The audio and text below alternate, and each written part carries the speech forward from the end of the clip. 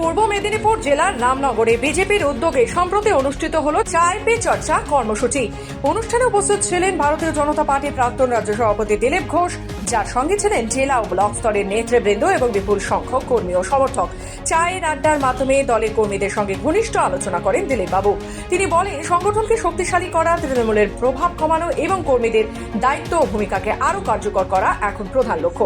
তিনি কর্মীদের নির্দেশ দেন, মানুষের কাছে গিয়ে তাদের সমস্যা শোনা এবং দলের বার্তা ঘরে ঘরে পৌঁছে দেওয়ার অত্যন্ত গুরুত্বপূর্ণ।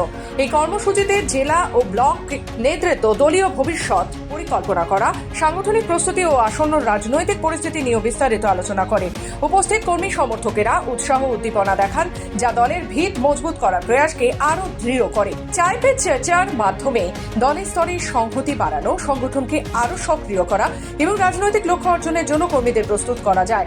এই আড্ডা পরিষ্কারভাবে প্রমাণ করেছে, দলের ভিত মজবুত করা ও সমৃদ্ধ ভবিষ্যৎ গড়ার জন্য কর্মীদের সঙ্গে নিয়মিত সংযোগ অত্যন্ত গুরুত্বপূর্ণ। পূর্ব মেদিনীপুর থেকে রাজীব নন্দের রিপোর্ট, খবর বাংলা।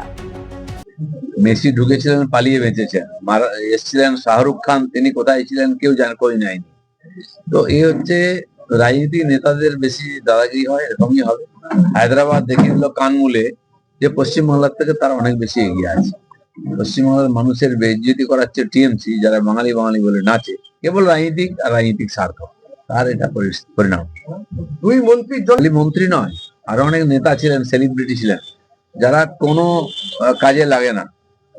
তো সেই ধরনের অখাদ্যগুলো আজকে পশ্চিমবাংলাকে নেতৃত্ব করছে বলে এই দুরবস্থা, আমাদের বদনাম। সবাইকে আর আইনি ব্যবস্থা সবার উপরে নেওয়া উচিত। এই ঘটনার জন্য সবাই দায়ী, যারা ওই ডায়াসে ছিল, পুলিশ অফিসার, অর্গানাইজার, কাউকে ছাড়া চলবে না। তাহলে এরপরে কোনো বিশিষ্ট মানুষ পশ্চিমবাংলায়, কলকাতায় আসবে না।